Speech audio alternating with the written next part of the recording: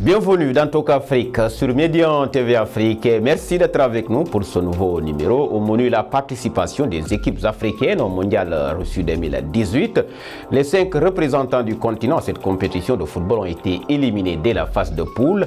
Et c'est la première fois depuis 10 éditions qu'au moins une équipe africaine n'a pas réussi à se qualifier pour les 8e de finale. C'est-à-dire donc en 15 matchs, les 5 équipes cumulent 11 points, 3 victoires, 2 nuls, 10 défaites, soit une moyenne de 2,2 points par équipe, loin des 3 points de moyenne réalisés précédemment. Et pour analyser cette contre-performance des équipes africaines à cette Coupe du Monde et ainsi faire le bilan de leur participation, nous recevons sur ce plateau Salif Diallo, journaliste sportif à l'agence de presse sénégalaise. Salif, merci d'être avec nous.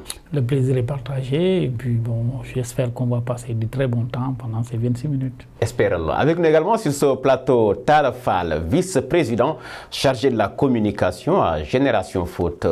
Talla, merci d'avoir accepté notre invitation et bienvenue. Merci à vous, merci de l'invitation et je passe un bonjour à Salif de l'AEPS, donc avec qui maintenant j'ai l'habitude de croiser souvent. Maintenant.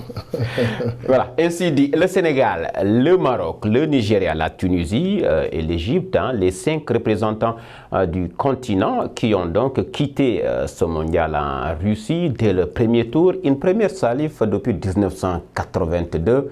Quelles sont, selon vous, les raisons qui expliquent cette contre-performance? En fait, il y a plusieurs raisons. C'est selon les équipes aussi, je pense qu'il ne faut pas généraliser. Par exemple, le Maroc et la Tunisie, les gens avaient des doutes que, bon, le tirage n'était pas très facile pour eux, il fallait faire un exploit, ils ne sont pas arrivés à le faire. Mais le Sénégal quand même et le Nigeria sont tombés dans les poules équilibrées. Le gros échec, c'est surtout, pour moi, c'est le Sénégal et le Nigeria. Le Maroc, il fallait faire un exploit parce qu'ils étaient dans la même poule que les champions d'Europe, le Portugal, dans la même poule que l'Espagne qui a été championne du monde en 2010. Bon, il n'y avait que l'Iran qui était jouable, mais malheureusement, ils ont perdu contre l'Iran. Donc, selon les poules, on peut dire, pour certains, à la limite, c'est normal. Le Maroc, moi, je voyais, bon, si je devais jouer au PMU contre le Maroc, je n'allais pas mettre le Maroc. Pour moi, le Maroc, bon, c'était la 3e ou la 4e équipe dans cette poule-là. Mais le Sénégal est tombé encore une fois. Le gros échec, pour moi, le gros passage à vide, c'est même si le Sénégal a été, soi-disant, la meilleure sélection africaine de cette poule-là, mais on était dans une poule équilibrée. On avait largement les moyens de passer. C'est le cas aussi de l'Égypte qui malheureusement n'a pu compter que sur un joueur. Une sélection qui va en Coupe du Monde, c'est 23 joueurs. Il a fallu, quand Salah a été blessé, l'Égypte était morte. Un grand pays de football contre l'Égypte quand même, c'est vraiment, c'est léger quoi. C'est léger, je pense que bon, il était blessé depuis le 26 mai. C'est vrai qu'entre le 26 mai et le 19 juin, c'est très proche, mais quand même, ils auraient pu chercher une alternative pour pouvoir présenter un groupe un peu plus valable. L'Égypte, l'absence de Mohamed Salah, Maroc qui n'a pas la faveur du tirage, ainsi que la Tunisie, oui. Le Sénégal dans une poule équilibrée. Est-ce que cette raison aujourd'hui vous paraît suffisante pour expliquer d'une manière ou d'une autre cette contre-performance? Oui, bon, en fait, c'est ça. Je dis que le Sénégal n'a pas pris, avait les atouts entre ses mains. C'est tellement vrai qu'ils ont gagné le premier match. Mais ils sont passés complètement à côté. Le deuxième match, même si on a pris un point, on ne méritait pas de gagner ce match-là. Moi, j'ai eu la chance d'être sur la Ekaterinbourg, mais le Japon nous avait promené. C'est ça aussi, il ne faut pas avoir peur des mots. On avait contre le cours du jeu. Bon, sur les premières 25 minutes, oui, on était bien, on avait marqué, on avait ouvert le score, mais on a donné l'occasion au Japon de venir. Mais après, le Japon avait carrément, c'était contre le cours du jeu qu'on a marqué un deuxième but. On a eu la chance de marquer, mais on n'a même pas pu préserver ce résultat-là parce que le Japon, sur ce match-là, a été meilleur que le Sénégal. Finalement, ils s'en ont sorti avec un 2-2. Derrière, nous, on perd, eux, ils perdent, mais bon, on s'est fait éliminer sur les cartons. Donc, je pense que le Sénégal a fait, pour moi, le plus mauvais parcours dans ce qu'il a passé. On avait vraiment largement les moyens de passer ce tour-là.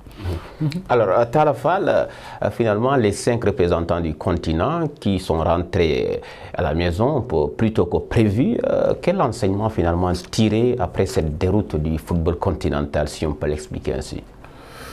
Ben, moi, c'est plus un sentiment de déception. Et comme l'a dit Salif, c'est vrai que bon, nos équipes étaient dans des poules quand même différentes les unes des autres.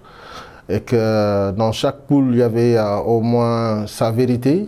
Et pour moi, la poule qui paraissait la plus équilibrée, pour moi, c'était la poule du Sénégal et celle du Nigeria. Les autres, quand même, paraissaient beaucoup plus compliquées parce que quand même, il y avait des ténors du football européen. Et pour ça, c'était des équipes qui ont l'habitude quand même des grandes compétitions et qui se sont retrouvées souvent en finale même de ces compétitions européennes-là. Donc pour dire que quand même le niveau de cette poule-là était quand même assez relevé. Maintenant, si on parle de manière globale, moi je me dis, est-ce qu'aujourd'hui on n'est pas en train de dénaturer notre football en Afrique? Parce qu'on a tendance aussi à copier un peu ce qui se fait à l'Occident et de ne pas jouer sur nous-mêmes, sur nos propres qualités. Par exemple, l'inspiration, la spontanéité qui fait la particularité de joueurs africains. Et ça commence à devenir... Certainement aussi qu'il évolue dans la plupart des grands championnats. Oui, mais ça commence à devenir une tendance de dire aujourd'hui, parce que même quand vous voyez le Brésil aujourd'hui, tous ces joueurs évoluent en Europe. Et maintenant, l'inspiration, ce qui faisait la spontanéité d'un joueur brésilien inspiré et tout, on commence à perdre cette fibre-là. Et aujourd'hui aussi en Afrique, il faudrait qu'on réfléchisse. Il faudrait qu'on se prenne nous-mêmes en charge par rapport à ce qui se fait. On peut copier, mais aussi on garde, on préserve au moins nos acquis. Parce que le joueur africain, parfois, s'il est dénaturé, mais tu ne le retrouves plus. Mais concrètement, qu'est-ce que ces équipes africaines ont copié des équipes occidentales? Aujourd'hui, on est devenu tellement cartésien, alors que le joueur africain, c'est dans l'inspiration, la spontanéité. Tu vois, le jeu en spectacle, ça en fait partie. Hein, ça veut dire qu'un joueur qui ne sait plus dribbler. Prenez l'exemple du milieu de terrain sénégalais. Qui c'est qui peut éliminer un joueur? Dites-moi. Parmi tous ces milieux récupérateurs, c'est réception, passe, réception, passe. Tu n'élimines pas pour créer le surnombre. En foot, quand tu ne crées pas le surnombre, tu ne peux pas surprendre ton adversaire. Si c'est seulement sur des attaques placées, les autres vont se replier, vont t'attendre. Ils vont te laisser le ballon et ils vont te dire débrouille-toi pour nous marquer un but. Maintenant, si tu n'as pas un technicien, un joueur qui s'est éliminé, qui s'est créé le surnombre, je suis désolé, tu ne vas pas marquer de but. On a été appauvri en termes de buts dans ce mondial. On a vu que des scores étriqués et à la limite. Et donc le foot aussi, c'est de l'inspiration. Le foot, c'est l'intelligence en mouvement. C'est pas de la physique nucléaire. Alors, c'est clair ça là. Alors, Salif, c'est vrai que pourtant, sur le plan technique, on a vu des équipes africaines qui ont rivalisé avec certaines équipes européennes et même sud-américaines. Qu'est-ce qui finalement, tu as parlé un peu d'inspiration, ou le manque d'inspiration, qu'est-ce qui fait la différence? C'est quoi la faille africaine? Pourquoi elle n'arrive toujours pas à dominer ces équipes, certaines équipes à ce je pense qu'il y a, pour certains joueurs et certaines équipes, je pense qu'il y a ce complexe, même des techniciens, il y a ce complexe d'infériorité. Ils partent à la base. Regardons, rappelons-nous du match Nigeria-Argentine. Mais 100 fois, on joue ce match-là. Normalement, 100 fois, le Nigeria doit pouvoir gagner ce match-là. Mais regarde, après avoir égalisé, ils avaient largement les moyens de mettre un deuxième ou un troisième but, mais ils ne l'ont jamais fait. C'est sur des contrôles ou bien qu'ils ratent, ils attendent que l'arbitre siffle un penalty parce qu'il y a une faute de main, on ne comprend pas. Ensuite, ils parlent de la spécificité du football africain. Est-ce qu'aujourd'hui, on peut parler de... Est-ce qu'on peut dire, on peut parler de spécificité? Tu as parlé du fait que ces joueurs jouent à l'extérieur, ces joueurs africains. Mieux encore, mais on a beaucoup de binationaux. Regarde, prenons toutes les sélections africaines. Au Sénégal, par exemple, on a 9 binationaux qui ont été formés, qui sont nés, qui ont été formés à l'école française. Est-ce qu'on peut demander, on peut revenir un peu sur l'éducation footballistique de ces joueurs? Nos entraîneurs, ils sont formés où? Le Nord, il a été formé où? Mais en France, il a joué en France, il a grandi en France, donc on ne peut pas changer. Ensuite, je pense qu'aussi, il est vrai que le type africain, Pour ne pas parler comme Laurent Blanc qui pense que bon, les Africains c'est toujours le physique, l'athlétisme, il faut de grands athlètes. Or, bon, on sait qu'il y a de grands manipulateurs de ballon qu'il a. Mais quand on voit ce qui s'est passé à cette Coupe du Monde 2018, ce n'est pas le football fait de dribble, de possession qui a gagné. La France qui a gagné. Elle a gagné sur quoi? Sur des balles arrêtées. Mettre le ballon dans la vitesse de Mbappé. Et ainsi de suite, c'est sur le plan physique. C'est pourquoi les Belges ont peu dans les brancards après avoir perdu parce qu'ils ont mieux tenu le ballon, et ainsi de suite. Je pense que le football, cette année, au moins, sur cette Coupe du Monde, ce n'est plus le tiki-taka espagnol qui a gagné ou bien la possession allemande. C'est plutôt, les gens sont allés à la castagne, les gars ont joué sur les deuxièmes ballons, les gens ont joué sur les balles aériennes, sur les coups francs, les coups de pied arrêtés pour gagner le mondial. Ça, c'est la compétition sur le terrain, mais au mondial, quand même, ça se prépare. Il y a d'autres aspects peut-être qui pourraient expliquer cette déroute du football continental, parce qu'avant le mondial, il y a tout un processus de préparation, de gestion, de stratégie. Est-ce qu'il ne faudrait pas repenser tout cela pour qu'enfin, une équipe ou une sélection africaine puisse ne serait-ce atteindre le dernier carré de cette compétition? Si c'est la préparation, les sélections africaines, les équipes nationales africaines ne sont jamais autant préparées de leur vie. La preuve, même la CAF qui ne donnait rien, cette fois-ci a donné 500 000 $ aux sélections africaines. La CAF même a appuyé pour que la FIFA, la somme qu'elle donne aux fédérations, pour qu'elle anticipe, pour que les sélections puissent se préparer. Ensuite, on a décalé même un match d'éliminatoire de la CAN, ne serait-ce que pour que ces sélections puissent se préparer. Ensuite, on a même offert du matériel didactique aux fédérations pour qu'elles puissent donner ça à la sélection nationale, pour qu'elles préparent. Donc, il n'y a pas de souci. C'est un complexe. C'est un complexe des sélectionneurs, et ainsi de suite. Ça c'est de deux. Ils sont tombés sur plus fort que 3, ils n'ont pas pu prendre leur chance. Sur certaines occasions, par exemple, le Sénégal contre la Colombie, en première mi-temps, en première période, on promène la Colombie, on n'arrive pas à mettre un but. Bon, l'entraîneur aussi est responsable de certaines choses. Contre la Pologne, mais c'est la faute de main de... bon, c'est même pas une faute de main, ça c'est un aliment de la défense. Contre le Japon, la faute de main du gardien de but, on est à ce niveau-là, la faute de main d'un gardien de but. C'est des choses qu'on ne voit pas ça dans les autres équipes. Ça existe. On a vu Hugo Lloris, la faute de main de Hugo Lloris, non, le dribble manqué de Hugo Lloris lors de la finale. Bon, les dés étaient pipés déjà, c'était 4-1. Bon, donc, mais en fait, je pense qu'on ne croit pas assez. On se sous-estime, on se mésestime jusqu'à présent. Il y a cette question de complexe. Alors, Talafa, lui, comment peut-on expliquer en dehors du terrain? Quand tu prépares une Coupe d'Afrique, déjà, je prendrai l'exemple d'une Coupe du Monde. Déjà, on a des dates FIFA qu'on n'a jamais exploitées. Vous ne pouvez pas gagner une Coupe du Monde sans une très bonne préparation. Je suis d'accord par rapport à ce que Salif dit, mais quelque part, il y a des choses que moi, je ne concevrai jamais pour une préparation en Coupe du Monde. Tu prépares une Coupe du Monde, tu n'exploites jamais les dates FIFA. Les dates FIFA, c'est de l'à peu près. Donc, on ne joue jamais nos matchs à domicile, les dates FIFA.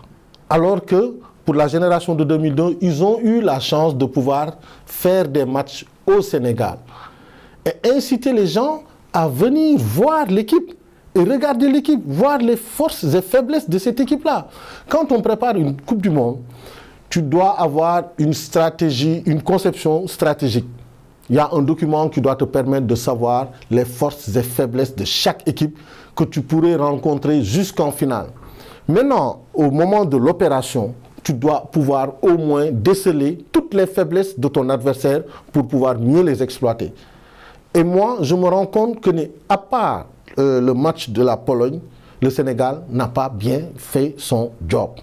Parce que nous, les adversaires qu'on rencontrait, moi j'ai eu l'occasion de lire dans les journaux, ici dans la presse locale, qu'on nous décelait nous-mêmes nos propres faiblesses d'avant-match, en nous disant on va vous battre ou on va vous marquer des buts sur telle ou telle chose par rapport à votre défense ou c'est par rapport à votre gardien.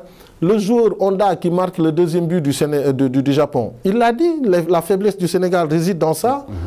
Et la Colombie, pareil, d'avant-match, il nous disait que votre faiblesse, c'est ça, on va vous marquer un but. Et on nous marque un but dans un tournoi. Donc quand tu vas dans un tournoi, au moins tu dois pouvoir savoir les forces et faiblesses de toutes les équipes que tu dois rencontrer. Qu'est-ce que tu dois faire pour gagner ces équipes-là? Comment tu dois gérer ton équipe pendant telle période, en première mi-temps, si ça ne va pas? quels sont les plans qui sont prévus. C'est le job du staff et de l'encadrement. Vous voulez dire qu'ils n'ont pas été à la hauteur des attentes? Mais du tout. Encore une fois, pour moi, Aliou Cissé, il n'a pas encore l'étoffe d'un sélectionneur. Parfois, on essaie de le comparer à Deschamps. Mais Deschamps, il a un vécu en tant qu'entraîneur de club. Il a été à la Juve, quand la Juve était en D2. Il a entraîné cette équipe-là. Après, il a été à l'AS Monaco. Il a amené cette équipe-là en finale de la Ligue des Champions. Après, il a été à Marseille. Il a été champion. Après, il est allé prendre l'équipe de France. Donc, il a un vécu en tant qu'entraîneur.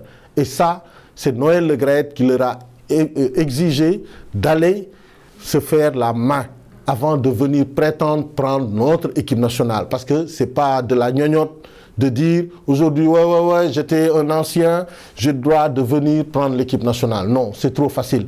Quand on a juste été sélectionneur ou adjoint de Karim Ségo Diouf, et puis juste après ça, venir dire que maintenant j'ai la prétention de pouvoir prendre l'équipe nationale, moi je n'ai rien contre le garçon, mais il faut au minimum de vécu. Ce n'est pas parce que tu as été international, tu as fait une Coupe du Monde et que tu as été adjoint sélectionneur, mais dans la vie d'un club, dans la pratique de tous les jours, ça c'est dans la pratique de tous les jours qu'on acquiert une certaine expérience. Parce qu'aujourd'hui, dans votre profession, on va vous demander quelle est votre expérience professionnelle. On ne va pas venir vous demander de présenter un journal tant que vous ne savez pas présenter un journal. Vous n'avez pas de vécu. Et ça en fait partie, à plus forte raison maintenant dans le milieu footballistique. Salif, une autre affaire qui a cristallisé toutes les attentions durant cette compétition mondiale, la VAR, la vidéo-assistance aux arbitres, qui a été un peu décriée notamment par certains Africains qui pensent que voilà, ça a donc milité en leur défaveur.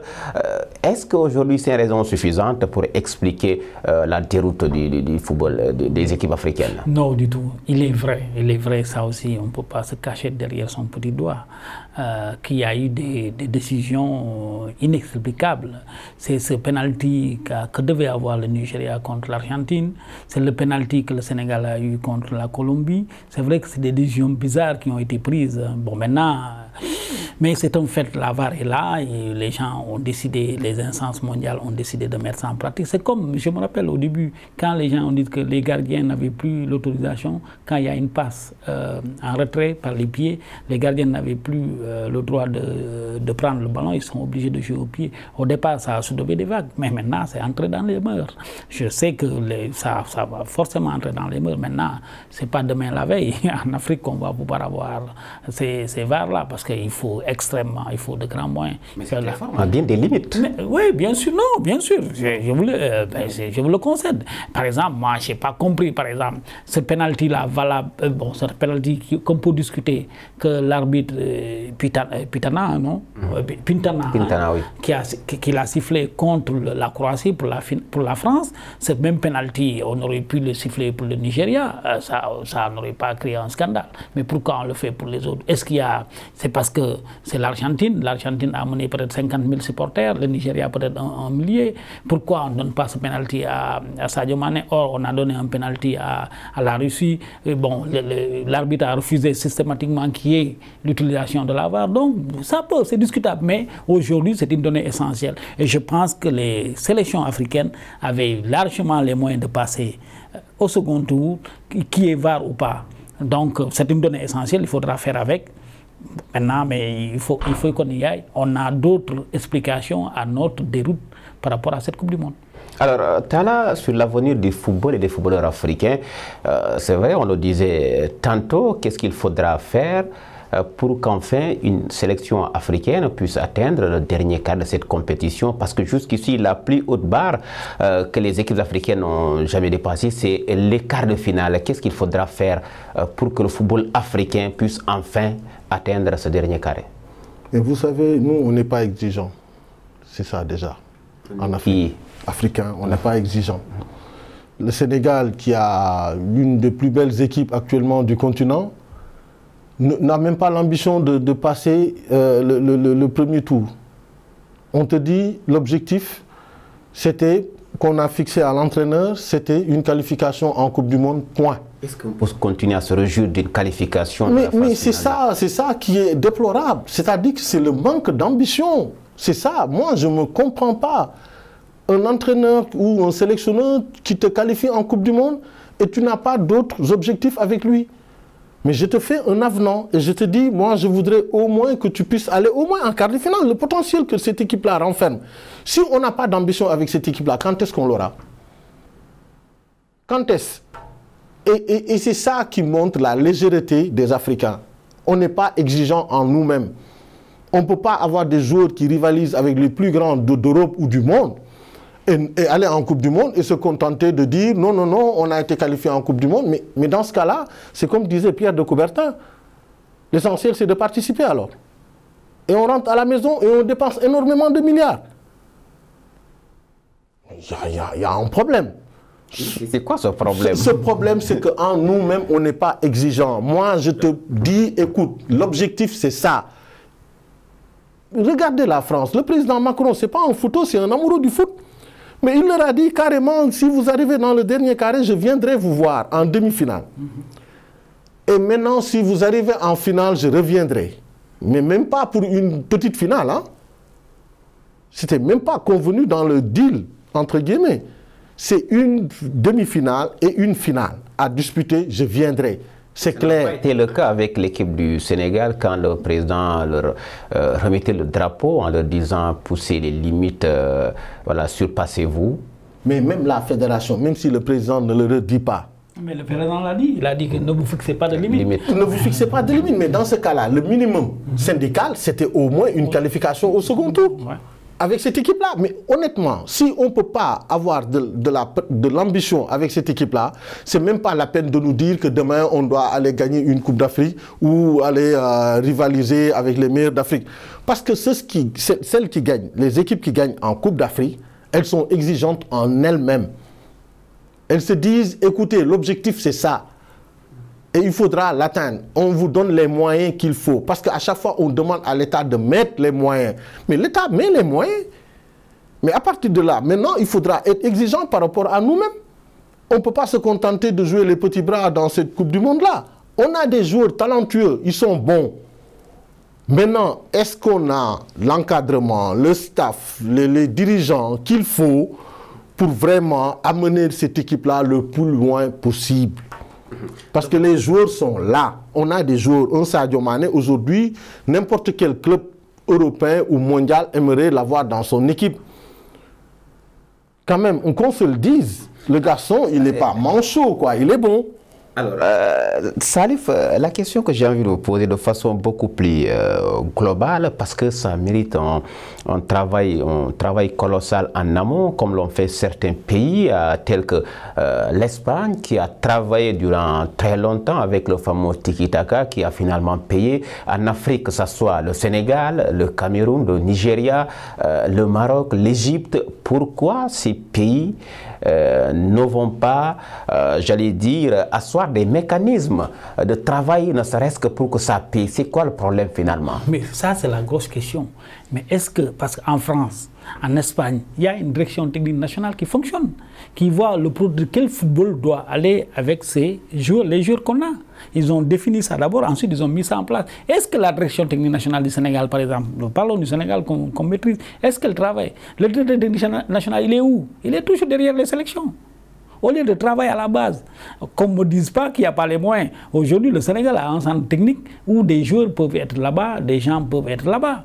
Aujourd'hui, il y a des centres d'excellence ici, que ce soit Génération Foot, que ce soit Jambar. Donc, l'infrastructure est là, le potentiel est là. Mais qu'est-ce qu'on doit faire? C'est les hommes pour travailler sur place, au lieu d'être à la remorque des sélections nationales.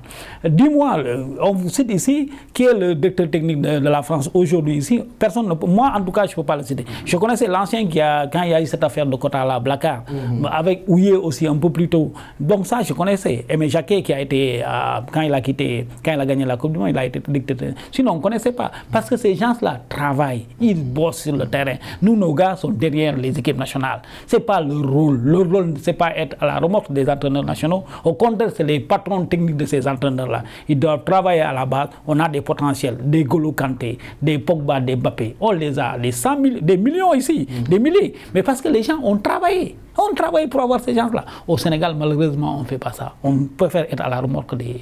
Alors, très rapidement, vous en pensez quoi, Talla Fall, sur cette question bien précise en une minute? Mais déjà, pour vous donner un exemple, comme quoi on ne travaille pas dans ce pays-là.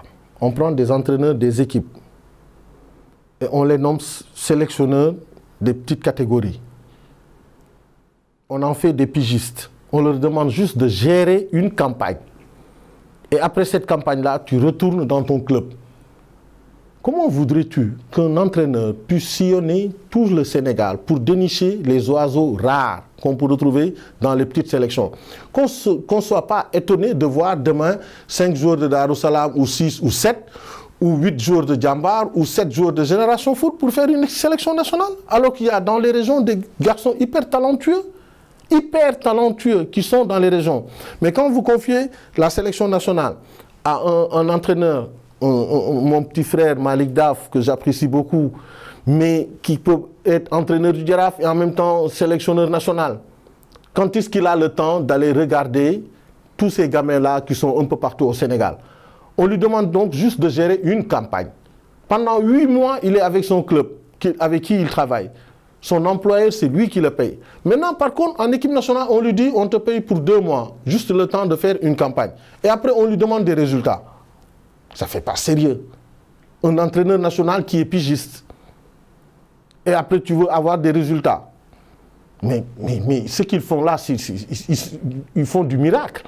Parfois, quand on voit que le Sénégal est qualifié à telle ou telle compétition internationale et qu'ils sont même en finale ou demi-finale, mais je me dis, mais encore une fois, c'est l'arbre qui cache la forêt. Il faut qu'on soit sérieux, qu'on pose nos véritables problèmes. On a des problèmes dans ce football-là. Les problèmes, c'est lesquels nous allons revenir certainement dans un autre cadre. C'est la fin de cette émission Talk Afrique qui avait le plaisir de recevoir Talla Fall, vice-président chargé de la communication à Génération Foot, avec également Salif Diallo, journaliste sportif à l'agence de presse sénégalaise. Merci donc, messieurs, d'avoir accepté notre invitation. Grand merci également à vous d'avoir été des nôtres.